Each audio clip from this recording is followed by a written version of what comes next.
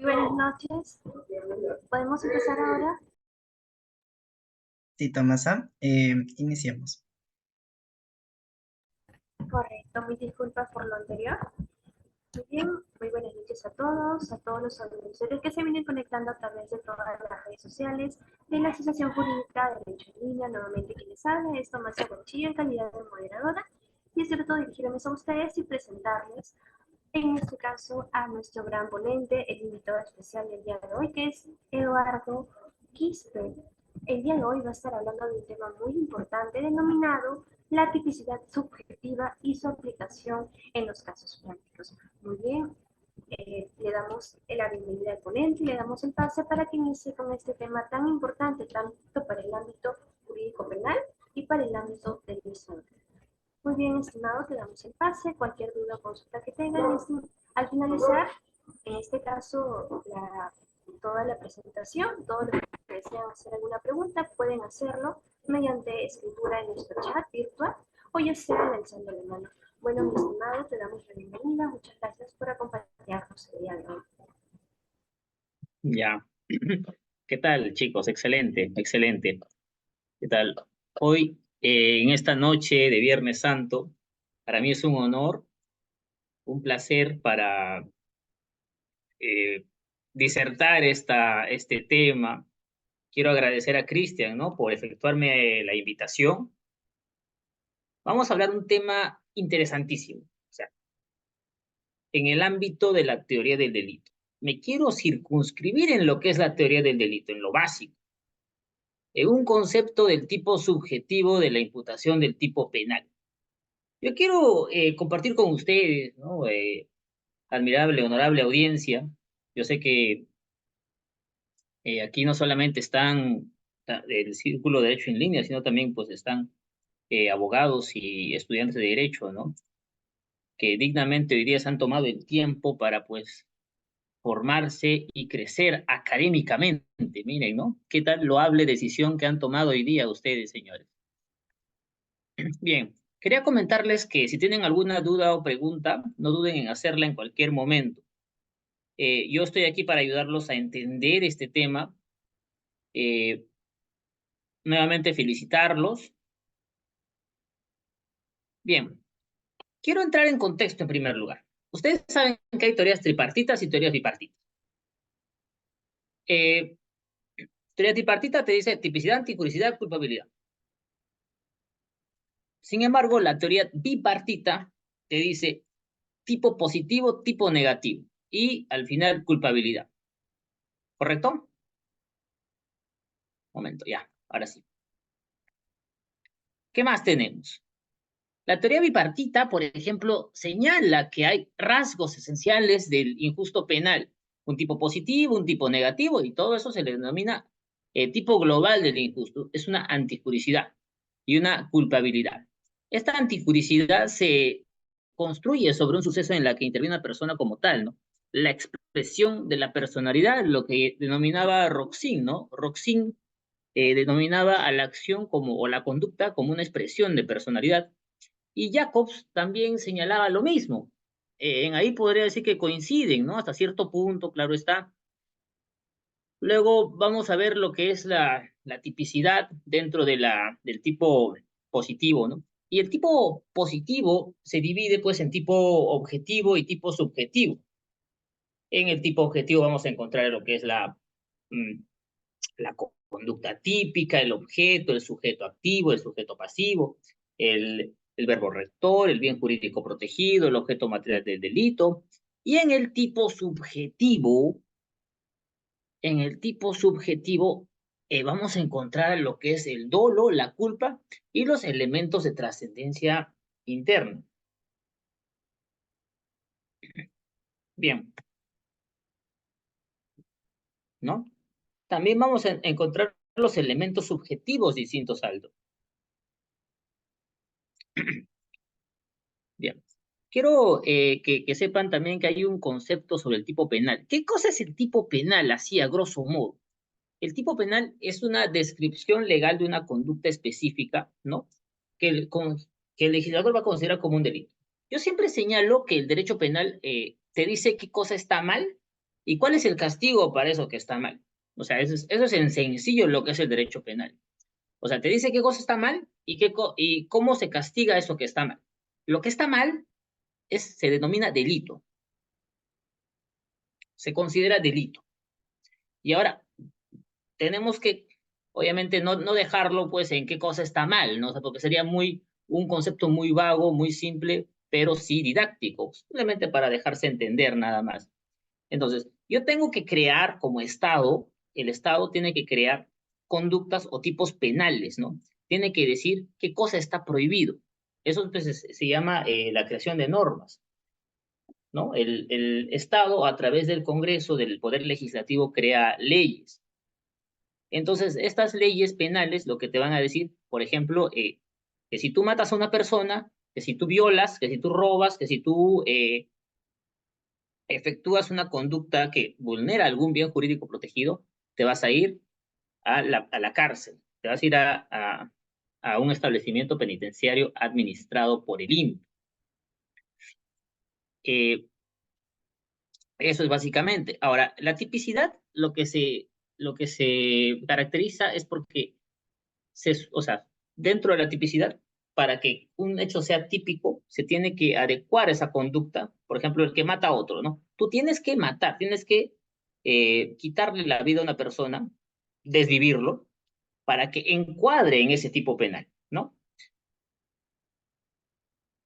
Por ejemplo, acá en el delito de tráfico ilícito de drogas, por ejemplo, ¿no?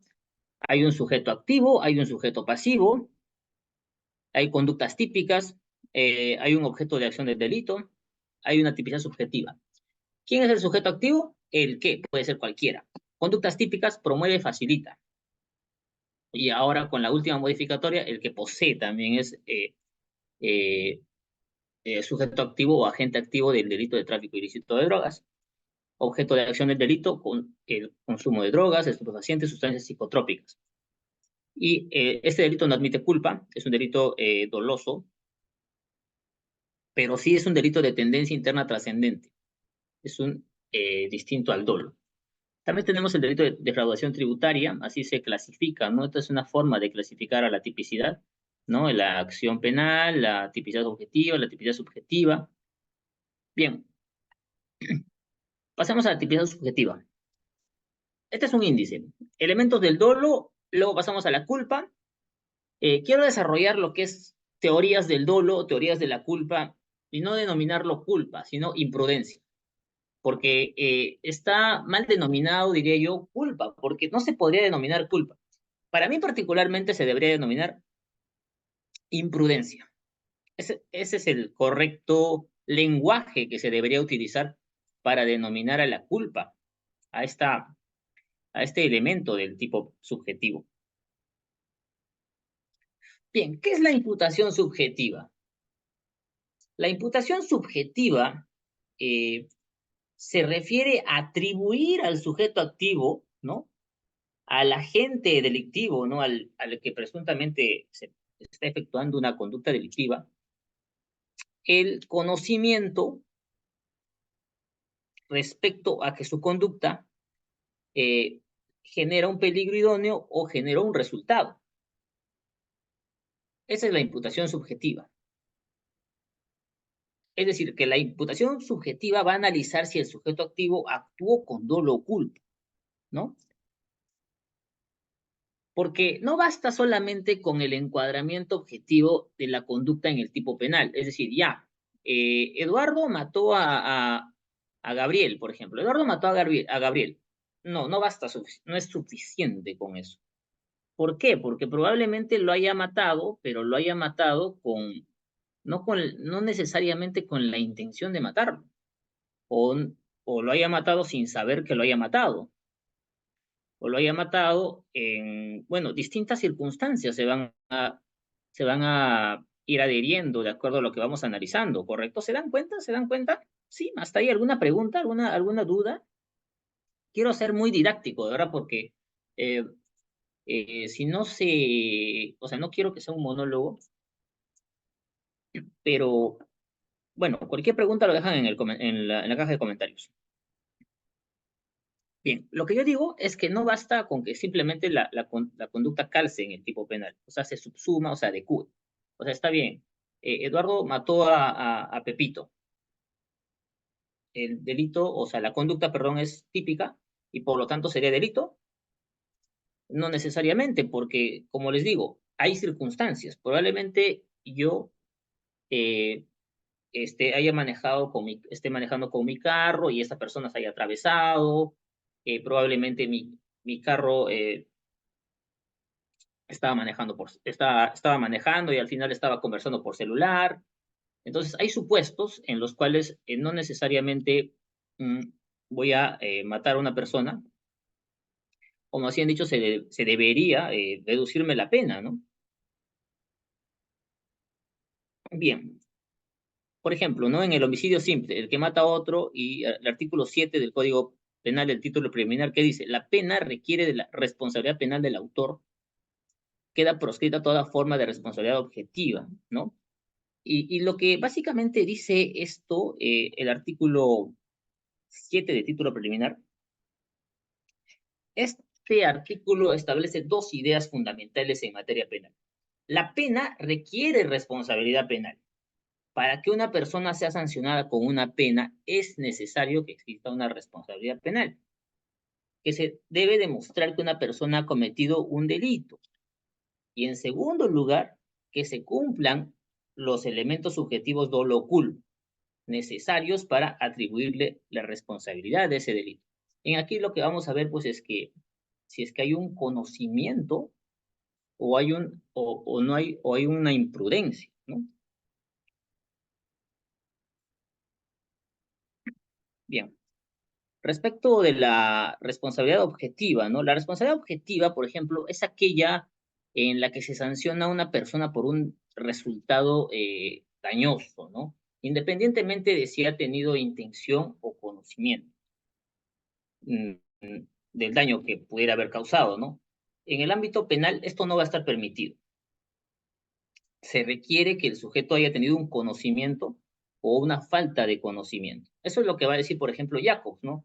Jacobs señala que debe existir un conocimiento de esa persona, de los resultados que esa persona tiene sobre, o sea, un conocimiento de esa persona de la conducta sobre sus resultados que podría ocasionar su conducta, ¿no?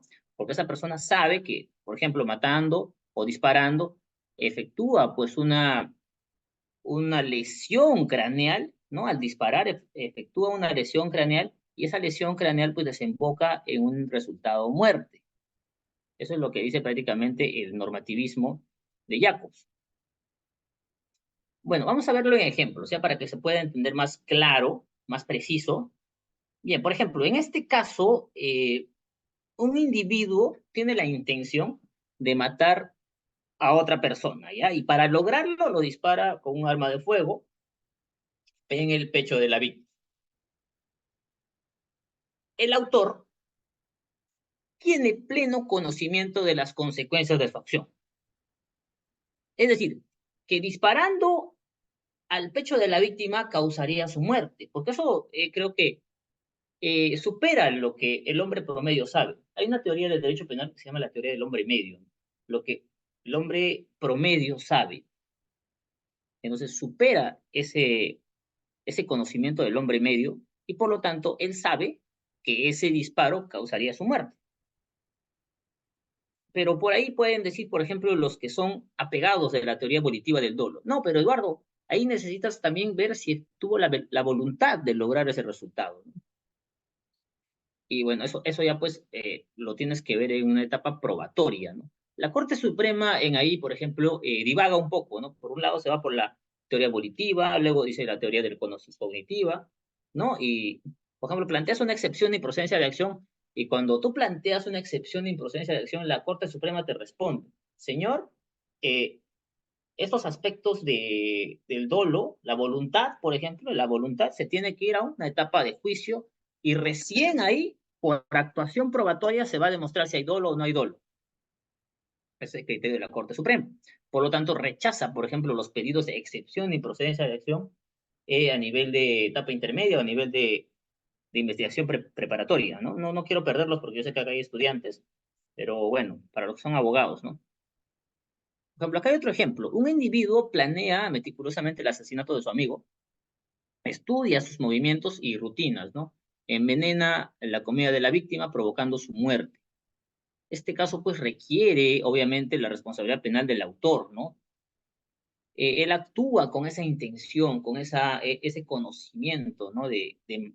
Mm, sabe que ese veneno, pues, le va a afectar, le va a hacer daño y lo va a dejar grave.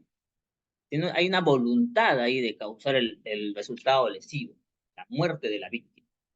La planificación meticulosa, bueno, está de más decirlo, ¿no? Podría ser que agrave su conducta, pero para mí hasta ese punto ya cabería dentro de un supuesto de homicidio doloso, ¿correcto? ¿O ustedes qué dicen, chicos? A ver, no veo sus comentarios por el chat. Bien, sí se escucha, ¿no? Bien, el ejemplo 3, por ejemplo, homicidio culposo por imprudencia. Y acá vamos a tocar lo que es la imprudencia. Un conductor, por ejemplo, es muy típico en los delitos culposos, siempre que sea en accidentes de tránsito, ¿no? En este caso, pues un conductor de vehículo se encuentra distraído enviando mensajes de texto mientras conduce a alta velocidad en una zona residencial. A causa de su distracción, no logra ver a una persona cruzando la calle y la atropella, provocando su muerte. Aunque el conductor no tenía la intención de matar a la víctima, su imprudencia y negligencia al manejar resultaron en un desenlace fatal. Y esto de acá, pues, como ustedes verán, este resultado muerte, no que se le achaca a esta persona, efectivamente viene bajo la circunstancia de que este señor estaba distraído mensajeando por su celular, ¿no? Enviando mensajes de texto mientras estaba whatsappeando, ¿no? Mientras estaba conduciendo. Esa es una infracción al deber de cuidado y por lo tanto una imprudencia de este señor. Y por lo tanto el resultado muerte es consecuencia de esta negligencia, ¿no? De esta infracción que hace este señor. Existe pues la responsabilidad penal de esta persona, ¿no? Debido a su imprudencia. Un delito culposo sería en este caso, ¿no? El dolo. Hay teorías que explican el dolo, hay bastantes teorías que explican el dolo. Incluso bueno, la doctrina ha señalado que existen hasta 17 tipos de dolo, 14 tipos de dolo, por ahí hay autores que señalan 14 tipos de dolo, 17 tipos de dolo, pero en fin, la teoría cognitiva, por ejemplo, el dolo se configura solamente en el conocimiento de la conducta y sus consecuencias. Ok, la teoría volitiva, ¿no? La teoría volitiva es el conocimiento y la voluntad. Esta teoría volitiva es la que la Corte Suprema se apega bastante y no ha dejado de emitir pronunciamiento rechazando las excepciones de improcedencia de acción, ¿no? Señalando convenientemente, ¿no? Que se debe actuar, que el elemento voluntad del dolo se requiere prueba y por lo tanto puedes llevarlo a juicio, ¿no? Por ejemplo, este tema es demasiado controvertido, ¿no? Porque para mí particularmente no está bien que la voluntad se analice en el dolo, ya se analizó, para mí ya se analizó en la acción. En la acción ya se analizó, pero sin embargo, no, la teoría volitiva plantea que se analice en la etapa de tipicidad, lo cual lo veo innecesario y un poco hasta travoso, ¿no? La teoría de la representación, la teoría del elemento normativo, la teoría normativa pura del dolo, la teoría de la imputación significativa, y también tenemos la teoría del dolo como ignorancia deliberada o indiferencia, ¿no?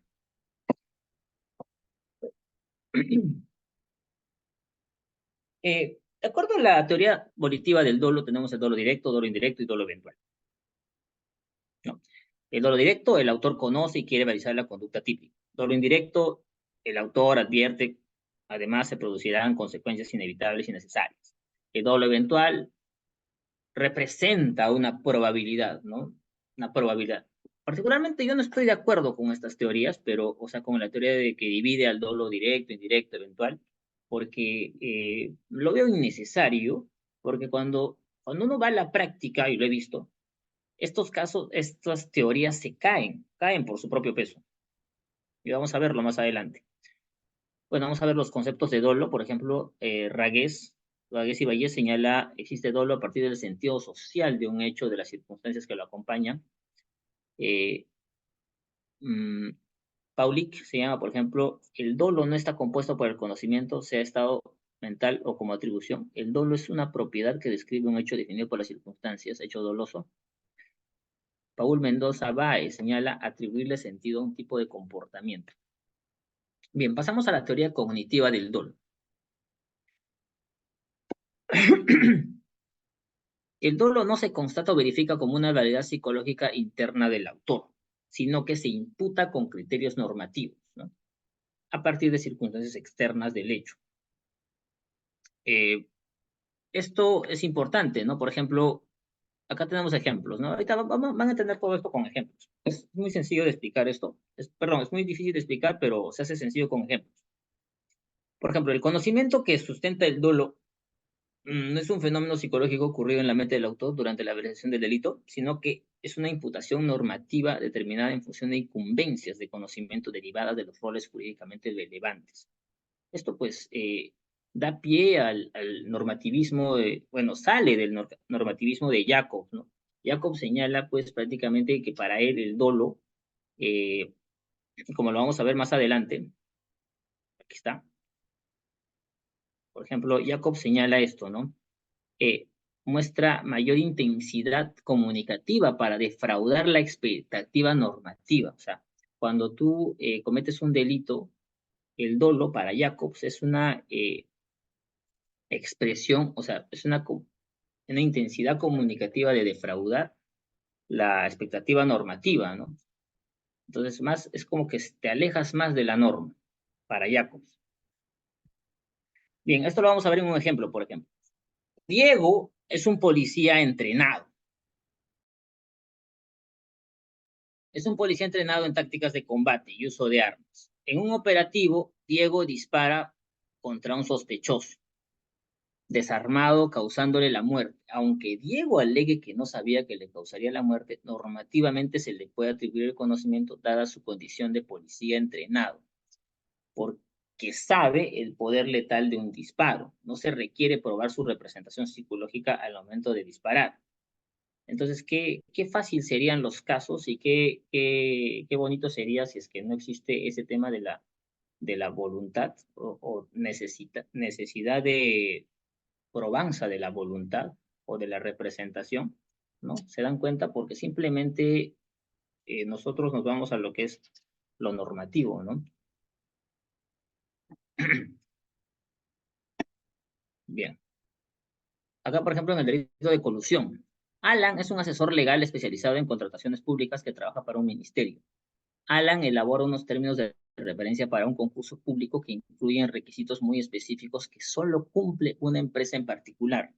Debido a que se coordinó previamente con esa empresa, aunque Alan aduzca que no sabía eso, o sea, no sabía que eso constituía una concertación ilegal, normativamente se le puede atribuir tal conocimiento por su condición de asesor legal experto en el tema, sin necesidad de probar lo que pensó al redactar las bases. La Corte Suprema rechaza este tipo de conclusiones, este tipo de interpretaciones, lo ha señalado en varios pronunciamientos. Pero bueno, ¿ustedes qué opinan? A ver, chicos, quiero ver sus opiniones. A ver. Bueno, de esta de acá, a ver. ¿Ustedes qué opinan? A ver, alguna duda por ahí, tal vez alguien quiera levantar la mano. Uy, uy. Somos 16 personas ya. Ah, no. Sí, 16 personas. Bien, pasamos a la siguiente. A ver, la teoría evolutiva del dolo. Acá, por ejemplo, está Carrara, Binding, Welzel, von Hippel y otros. Es una teoría considera al dolo compuesto por el elemento cognitivo y el elemento volitivo.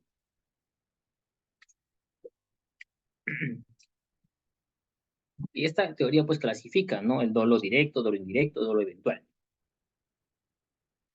Y también señala la distinción con la culpa consciente o imprudencia inconsciente en la actitud del sujeto ante el resultado, ¿no? O sea, por ejemplo, el dolo eventual es muy común, ¿no? En esta teoría. ¿Cuál es la diferencia entre el dolo eventual y la culpa consciente, ¿no? Que el dolo eventual, la gente se representa, ¿no? En la alta probabilidad de su resultado. Bueno, mientras que en la culpa consciente, no. Por ejemplo, dolo directo, delito de homicidio, ¿no? A y B son enemigos desde hace un tiempo. Un día A decide acabar con la vida de B. Para ello, pues, A espera a B fuera de su trabajo y cuando B sale, A saca un arma y le dispara directamente a la cabeza de B, causándole la muerte. Esto, pues, obviamente es un dolo directo, ¿no? O sea, es muy sencillo este ejemplo, porque simplemente la persona A tiene el conocimiento, sabe que disparando, conoce que disparar la cabeza a B es idóneo, o sea, es suficiente para matarlo. Y precisamente realiza esa conducta porque quiere causar ese resultado. Hay clara coincidencia entre lo que A se representa, ¿no? Se representa la muerte, él ve la muerte de B. Sabe que va a causar un resultado, ¿no? Y lo desea conseguirlo. Entonces, son dos elementos, ¿no?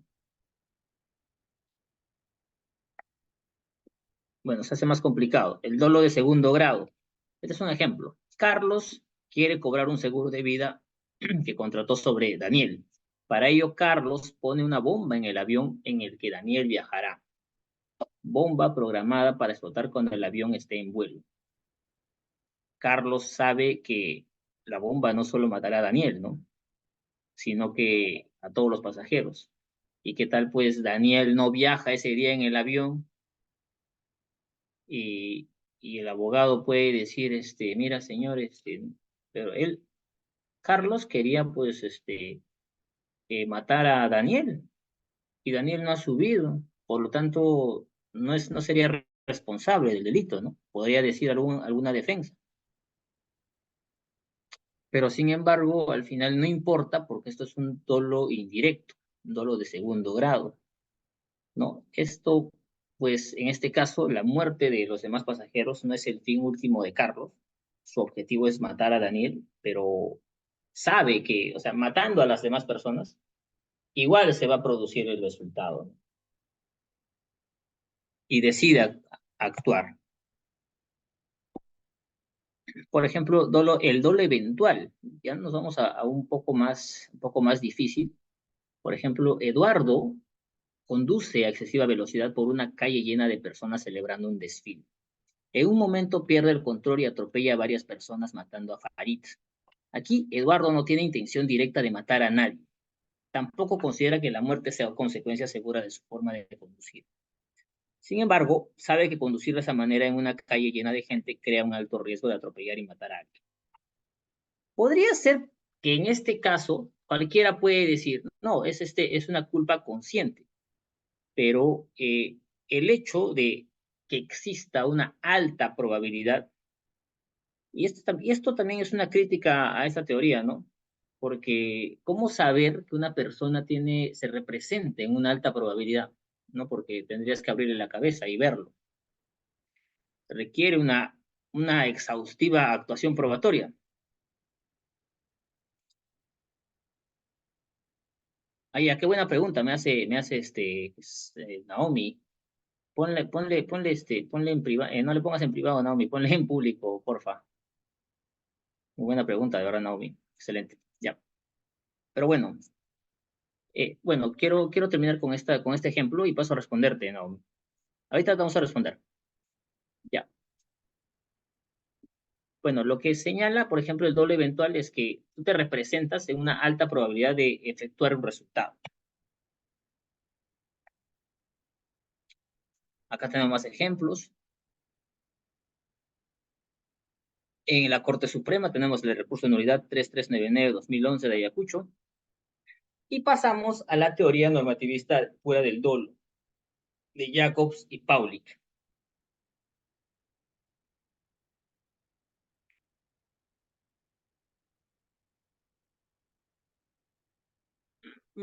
Naomi, me haces una pregunta muy excelente, de verdad. ¿Sabes por qué? Porque en realidad eso es lo que decía pues Jacobs, ¿no? Jacobs y Percy García Cabero coinciden en eso, en que si tú analizas, por ejemplo, te das cuenta en el ejemplo de acá, pero en este ejemplo no, en el ejemplo de acá, por ejemplo, ¿no? En el que yo digo, o sea, Eduardo no tiene la intención directa de matar a nadie, sin embargo, sabe que conducir de esa manera en una calle llena de gente crea un alto riesgo de atropellar y matar a alguien. O sea, bueno, de alguna manera esto cae en algún psicologicismo, ¿no? Porque tendrías que ver de alguna manera su propia psicología de lo que está pensando en ese momento para verificar esto, ¿no? Pero ¿qué nos dice Jacobs? Nos dice Jacobs, bueno, Jacobs es un destacado jurista alemán, ¿no? Él señala, respondiendo a la pregunta de Naomi, en la alta intensidad comunicativa de defraudación a la norma. Por eso que Jacob señala mucho esto en su libro, ¿no? Él habla de normas. O sea, ¿qué comunica el comportamiento de esta persona cuando efectúa una conducta? ¿Comunica un alejamiento al derecho?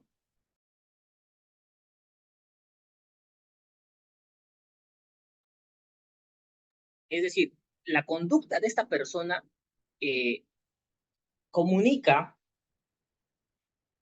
lo que se espera de esta persona actuando conforme a derecho, ¿no? Y acá Pérez Barbera, por ejemplo, profundiza en esta idea y sostiene que el dolo se atribuye cuando la conducta del sujeto muestra mayor intensidad comunicativa de defraudar la expectativa normativa, cuando su comportamiento expresa un apartamiento más grave, claro, inequívoco de la conducta esperada según su rol. Cuando una persona se aleja de su rol eh, y, y se aleja de la norma, ¿no? Efectivamente lo que sería, estaría incurriendo en un delito doloso. Eso pues lo señala Jacobs. Y con eso sería un remedio, de verdad, sería una mejor, digamos, una mejor solución a todos los problemas que tiene ahorita el Poder Judicial tiene muchos problemas con este tema del dolo. Es muy común que los expedientes sean rechazados, o sea, que las excepciones de impresencia de elección sean rechazados porque no, que el elemento volitivo del dolo se requiere probar en juicio. Se requiere probar en juicio, que requiere prueba, actuación probatoria. Y esto, pues, ese psicologicismo es lo que son las consecuencias, ¿no? Requerir todavía actuación probatoria. Y eso para mí está mal, porque si hablamos de una tipicidad y esa tipicidad, pues, simplemente se ciñe a lo que dice la norma, deberíamos hablar simplemente de eso, ¿no? ¿No creen?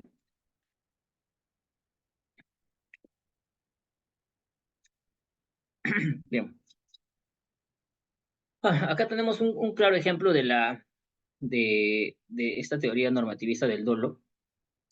Un francotirador, por ejemplo, experimentado apunta y dispara desde una azotea a la cabeza de B, quien camina por la calle, causándole la muerte instantánea. Según Jacobs, la conducta está en contra de la norma, ¿no? Porque la norma prohíbe matar. Sin embargo, este señor, al momento de efectuar esta conducta, se aleja de la norma, ¿no? Y en efecto, está incurriendo en quebrantar el bien jurídico vida. Es objetivamente previsible, no un apartamiento doloroso de la prohibición, y por lo tanto se le imputaría dolo, ¿no? Independientemente de lo que a pensar en ese momento. O sea, no, ya no te ciñes el análisis en que está pensando, que no, que la voluntad, se representó, que no se representó, que no quiso, que sí quiso. En realidad es genial. Ahora, la teoría normativa estándar, o sea, la que no es tan pura como la de Jacobs, también imputaría dolo, ¿no? Por ejemplo, diría que disparar a la cabeza de una posición elevada es una conducta que, según las reglas de la experiencia, el contexto situacional, permite inferir que A conocía el alto riesgo de muerte, ¿no? Y decidió actuar a pesar de ello, ¿no? O sea, diría, por ejemplo, la teoría normativa estándar, la de, la de los demás juristas, señalaría, por ejemplo, ¿no? La de Pérez y García Cabero, por ejemplo, diría, ¿no? Que A tenía conocimiento de que esa bala perforaría su cabeza.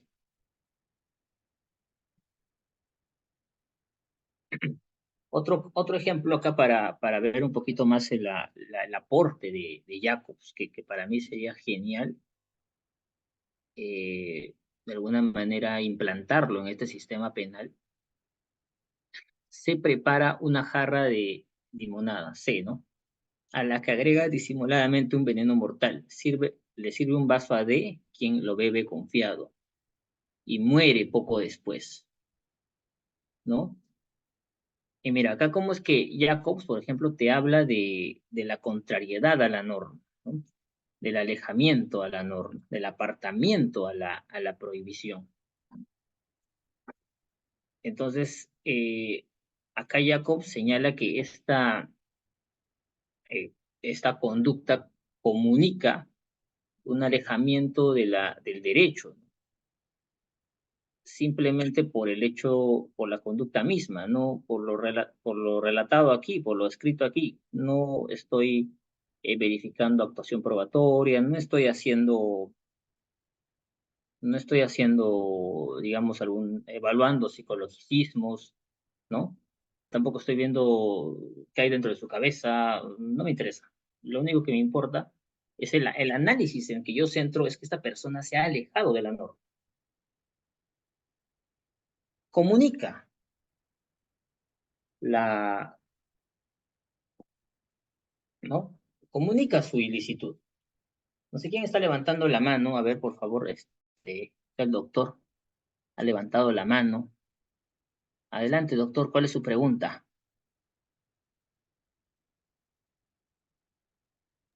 Sí, por favor que vuelva a alzar la manito para efectos de darle acceso al audio. Ah, ya bajó la mano. Ah, ya, bueno, sí, disculpe entonces.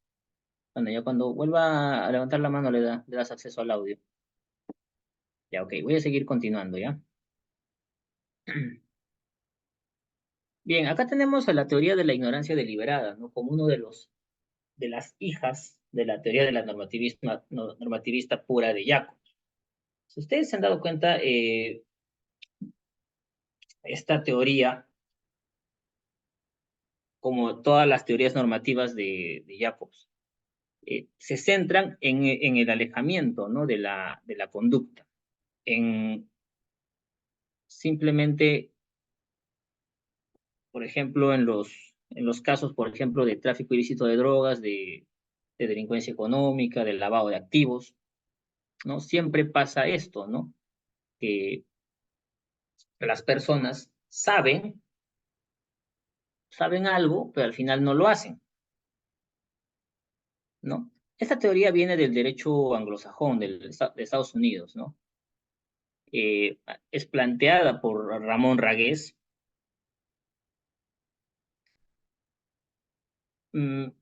Y aquí se pretende imputar a una persona que sabe de los resultados que puede efectuar su conducta, pero prefiere mantenerse, digamos, ignorante, ¿no? Como que es mejor no saber. Por ejemplo, este es un ejemplo, ¿ya? Aldair es un conductor de bus que siempre maneja a excesiva velocidad, pero nunca, mira, nunca revisa el estado de su vehículo. Un día los frenos fallan por falta de mantenimiento y atropella y mata a un peatón. ¿Tenía el deber o no tenía el deber de, de revisar los frenos? Tenía el deber. Claro, tenía el deber. Y eso, eh, más allá de más allá de un psicologicismo, es simplemente un normativismo, ¿no?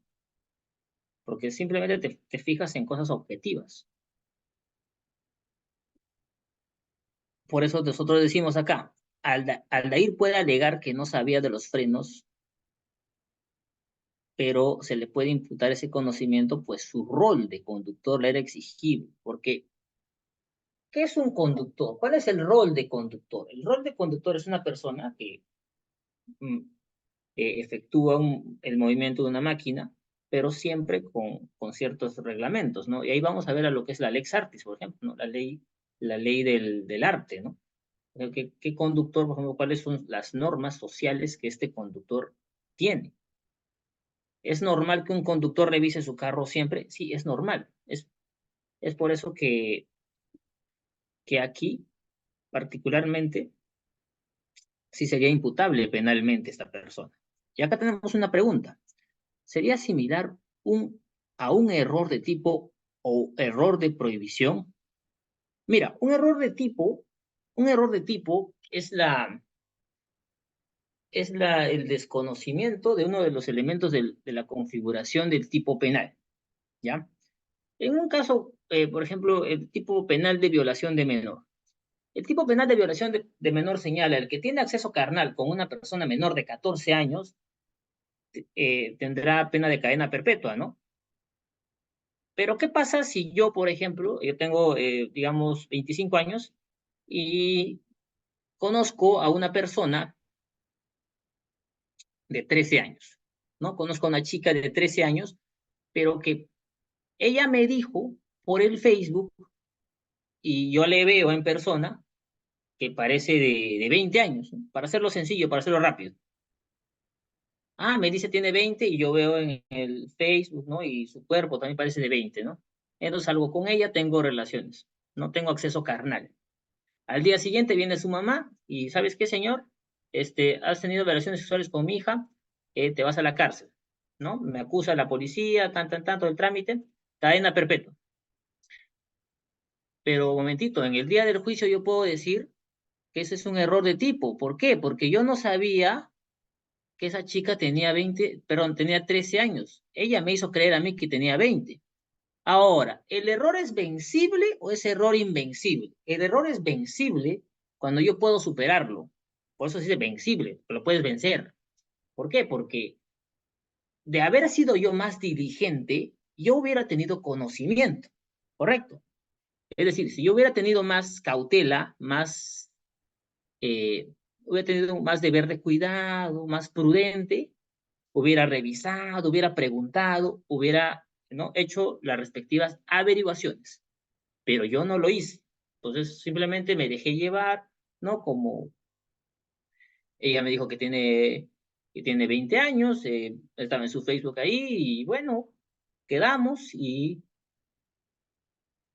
para mí, pues, para mí tenía 20 años, pero sin embargo tenía 13 años. Eso sería un error, ¿no?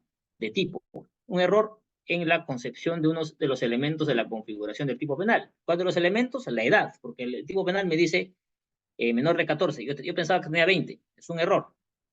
Ahora, el error de prohibición, que eso es muy distinto al error de tipo, el error de prohibición es, por ejemplo, que yo desconozco, ¿no? Por ejemplo, yo soy un árabe, por ejemplo, un árabe, y vengo acá con mi novia. Vengo de Arabia Saudita acá a Perú, acá en Lima, y en un hotel, ¿no? En ahí, y tengo mi novia. Y yo, eh, el primer día que estoy acá de visitante, le golpeo a mi novia, porque es costumbre allá en Arabia, ¿no? Golpear a las mujeres, porque el hombre golpea a la mujer, es normal, no es eh, punible, ¿no? No es delito allá, pero sin embargo acá sí. Entonces, él desconoce de esa prohibición que hay acá en Perú. Él piensa, él cree que está bien, porque no, él viene de Arabia Saudita, en allá sí es normal, pero acá en Perú no. Eso es un error de prohibición. ¿Ok? Estimado Joaquín. A ver, ¿qué me dice por acá? Naomi Sainz me dice, la ignorancia deliberada se debe imputar como dolo, como imprudencia, o se debería reflexionar si dentro de nuestro marco es beneficioso su ingreso como una nueva categoría de imputación subjetiva o vería esto innecesario, me dice acá Naomi Sáenz Quesada, la doctora. Bien, sí, doctora, qué gran pregunta que usted hace, de verdad. Se nota que usted ha leído bastante, se nota que usted conoce. Bueno, yo creo que la ignorancia deliberada simplemente debe ser, mm, eh, para mí, como como yo estoy a favor de la teoría normativista del dolo, para mí la ignorancia deliberada sí debería ingresar al sistema, pero no en aparte, ¿no? Simplemente es cuestión que si yo fuera, por ejemplo, ¿no? César San Martín Castro o algún juez supremo, lo que yo daría es de ahora en adelante, eh, ¿no? Ir o irme siempre por la teoría normativista del dolo, no por la teoría volitiva, ¿no? Y la Corte Suprema ahorita no está yéndose por la teoría normativa, está yéndose por la teoría volitiva. ¿Qué pasa cuando se va por la teoría normativa? Perdón, ¿qué pasa cuando se va por la teoría volitiva? Es que va a rechazar la teoría la teoría de la ignorancia deliberada. O sea, ahorita la Corte Suprema, si ve un caso de ignorancia deliberada, o sea, no lo va a aceptar. Porque, ¿por qué? Porque dentro de los planteamientos de la ignorancia deliberada, dentro de las bases de la ignorancia deliberada, está el señor Jacobs, está el maestro Jacobs. Y pues dentro de esta filosofía, pues no comparte la Corte Suprema. No la comparte. Pero sin embargo, es una muy buena pregunta, Naomi. A ver qué más me dice por acá. Es beneficioso su ingreso. Pero claro, yo creo que sí sería beneficioso su ingreso, porque de alguna manera la gente sabe, ¿no? La gente sabe cuando está cometiendo, digamos, un delito. La gente sabe, por ejemplo, aquel abogado, por ejemplo, que negocia con personas que le dan mucho dinero, digamos que le depositan 100.000 dólares en su cuenta, ¿no? Un abogado normal que normalmente gana 5.000 soles al mes. Y un día o al mes siguiente le depositan 200.000 dólares, 100.000 dólares. Entonces, este abogado o este estudio jurídico no puede decir que ese dinero es legal, ¿no? Es lícito.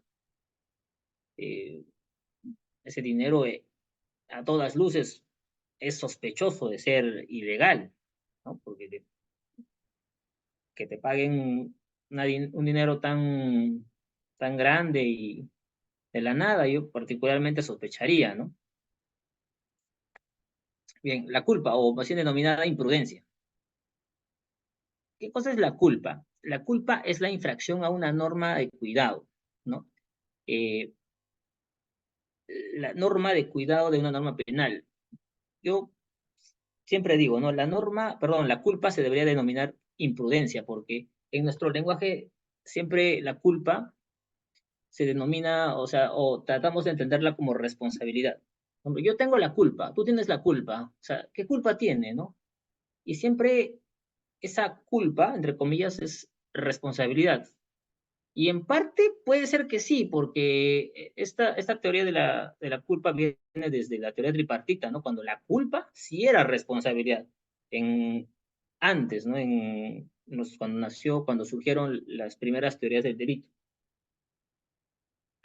Pero ahora, para mí, y particularmente para todos los autores, debería ser denominada imprudencia, negligencia o impericia. Claro, estimada Mariela, qué bien, qué bueno que negligencia también, ¿no? La imprudencia y la impericia. La impericia, por ejemplo, yo, por ejemplo, que soy abogado, y me meto como médico, ¿no? Me meto como médico y sería una impericia, que no sé nada de medicina. Imagínate, a mí me ponen, por ejemplo, de médico cirujano, de rinoplastía, para hacer una rinoplastía, y me invitan y me dicen, señor, usted tiene que hacer una rinoplastía. Eso sería una impericia. Bien, la culpa, hay culpa consciente, culpa inconsciente. Hay teorías también que explican la culpa, ¿no? La teoría psicologicista. eh, es una teoría antigua, ya esto, como yo señalé, la culpa la traen desde los causalistas, ¿no? Cuando denominaban, cuando von List hacía, pues, ¿no? Esas épocas todavía cuando se denominaba la culpa, pues, responsabilidad. Pero ahora ya ha cambiado las cosas. Ahora, la culpa es una omisión de acción esperada, hay un deber objetivo de cuidado. Para mí, particularmente, la culpa debería ser una infracción al deber objetivo de cuidado. Eso es, una contrariedad al deber. Y la culpa debería o está íntimamente relacionada con lo que es la imputación objetiva. Porque cuando ustedes relacionan la culpa con la imputación objetiva, ya todo tiene sentido. Ya todo tiene sentido, ya no divagan en nada, simplemente analizan la culpa desde esa óptica y todos los casos se hacen más sencillo. A ver, por ejemplo, acá tenemos unos ejemplos, ¿no? Un médico cirujano opera a un paciente con falta de cuidado sin revisar adecuadamente su historial clínico ni realizar los exámenes preoperatorios necesarios, causando la muerte del paciente por una complicación que pudo preverse. Bueno, esto es un caso de una imprudencia, ¿no? Porque acá si el médico hubiera revisado adecuadamente el historial clínico, ¿no? Y habiendo realizado los exámenes previos, la operación pues no se hubiera, o sea, no hubiera fracasado.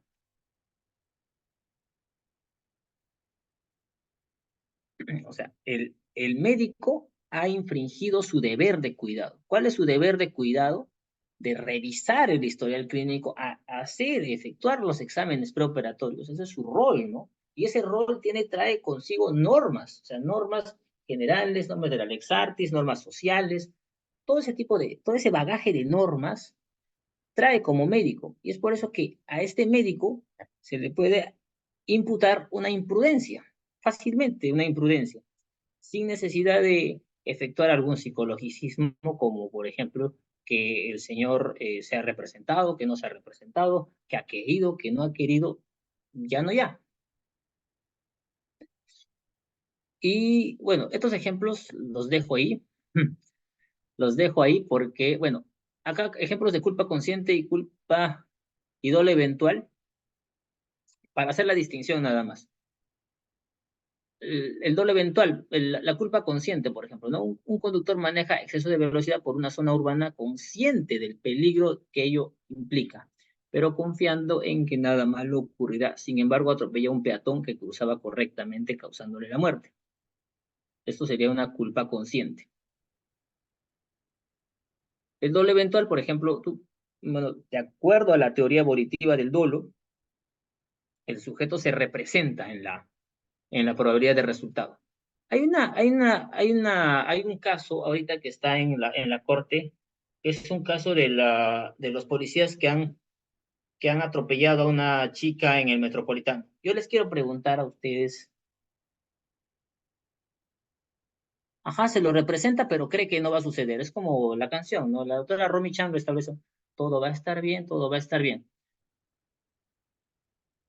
Ya, muy bien. Yo les quiero preguntar este caso este señor que ha atropellado, no este policía, que ha atropellado yéndose por las vías del Metropolitano y que ha atropellado a las dos menores. Para ustedes,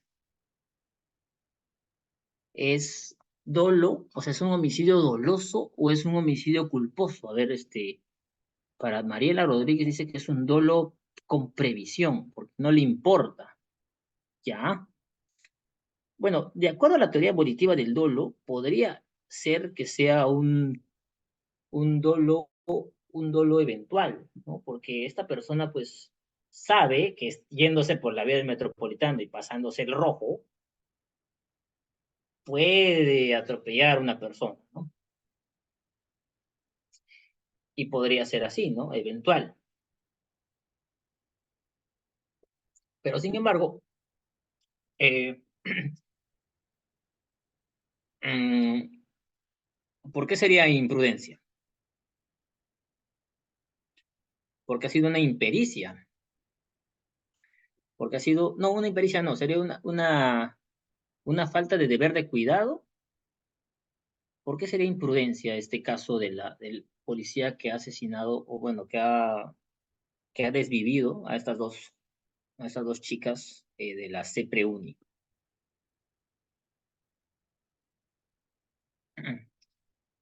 Para ustedes es lo eventual. Para mí también. En ese aspecto sí yo me ciño a lo que señala la Corte Suprema, ¿no? Pero bueno, a ver, en los casos de culpa consciente, el sujeto es consciente del riesgo creado, pero confía imprudentemente en poder evitar el resultado. En el doble eventual, en cambio, el sujeto se representa en el riesgo como altamente probable y lo asume, ¿no? Continuando con su acción. Bien, vamos a hablar sobre la tendencia interna trascendente, ya para terminar ya. Para terminar, la tendencia interna trascendente se caracteriza por la presencia de una finalidad específica que va más allá de la sola realización de la conducta. El autor busca un objetivo último, ¿ya? Que va más allá de lo que el delito mismo es. Por ejemplo, el asesinato, ¿no? El asesinato por placer, el homicidio calificado por placer. Eh, Es importante estos delitos porque aumenta, ¿no? la gravedad del delito y la pena, ¿no? Pero lo malo es que es una dificultad de probatoria, ¿no? ¿Cómo pruebas de que fue por placer?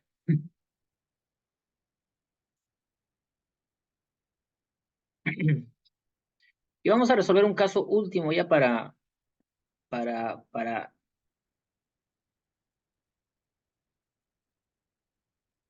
para terminar ya esta sesión productiva con ustedes, doctores.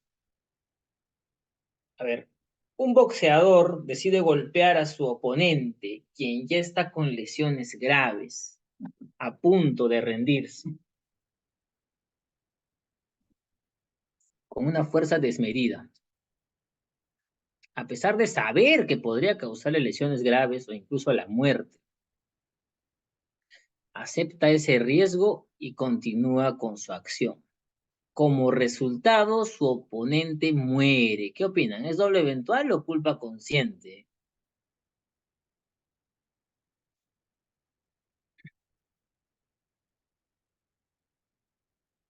Doble eventual, dice.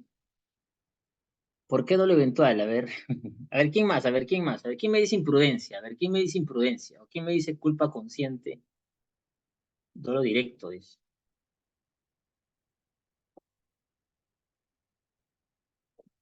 Esto estamos haciendo de acuerdo a la teoría a la teoría evolutiva, por si acaso, ¿no? A la teoría evolutiva.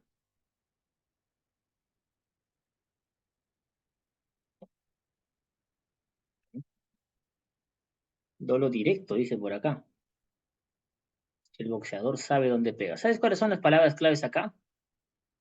Sabe. que podría causarle lesiones graves. Sabe, ya está con lesiones graves, a punto de rendirse ya. Una persona que ya está en las últimas y como que le vas a hacer el fatality, ¿no? El golpe final. Eso es un dolo eventual. Doble eventual, colegas, doble eventual.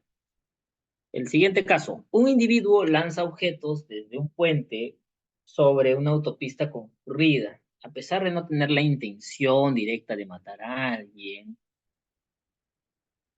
a ver, es consciente de que su comportamiento imprudente puede resultar en la muerte de un conductor y acepta ese riesgo. Lamentablemente, un objeto impacta el parabrisas de un vehículo provocando un accidente fatal. A ver, ustedes, colegas, ¿qué opinan? ¿Es dolo eventual o culpa consciente?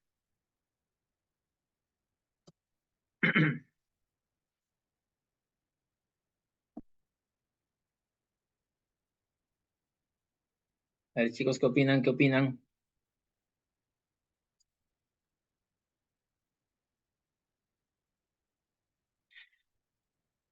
¿Culpa consciente? A ver, ¿quién me dice dolo eventual? Yo como fiscal, dolo. O para usted, doctora, todo es doloso, doctora. ¿Qué más? ¿Qué más? ¿Quién me dice culpa? A ver, culpa consciente. Bueno, ya hay dos posturas ahí ya. Dos posturas. A ver, ¿quién más? A ver, alguien por ahí que quiere opinar algo distinto. A ver,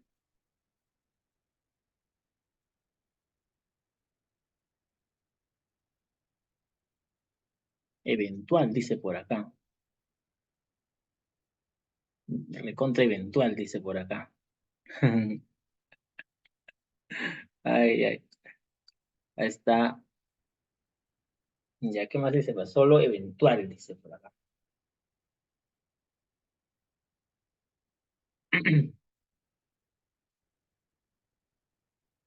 A ver, acá este señor, siguiendo la teoría evolutiva del dolo, este señor se representa en que podría, en la alta probabilidad, ¿no? Y la acepta.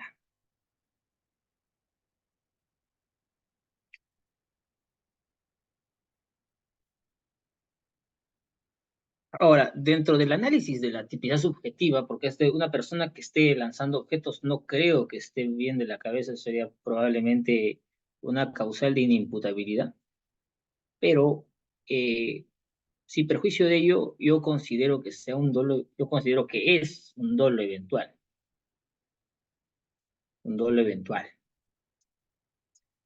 Bien, doctores, hemos terminado, muchas gracias a ustedes, muchas gracias claro, hace un desprecio pues al bien jurídico, menosprecia, y se aleja de la norma.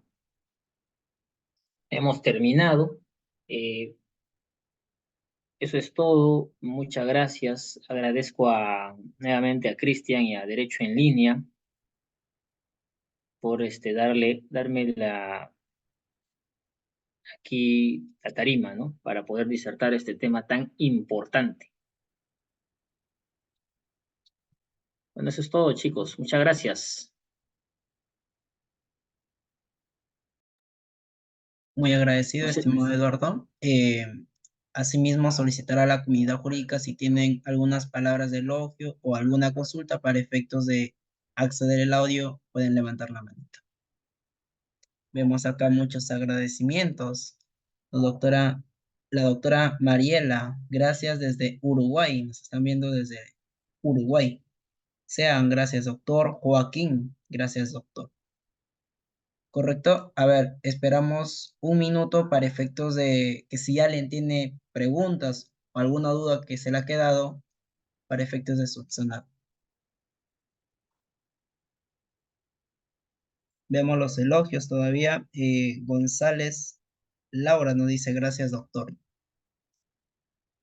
Bien, vemos que todo está conforme, estimado Eduardo. Ha sido muy dinámico tu ponencia. Felicitarte. Asimismo, reiterar mi agradecimiento y mi invitación para próximos eventos que vamos a tener en Derecho en Línea. Algunas palabras de reflexión o de despedida para que brindes a la comunidad jurídica. Ah, sí, Cristian, yo estoy muy gustoso de aceptar tus invitaciones. Yo siempre las voy a aceptar, siempre con los brazos abiertos eh, y con la disposición, con toda la disposición del mundo. Así que normal. Eso es todo. Muchas gracias, Eduardo. Muy bien, con ello estamos concluyendo la sesión de hoy.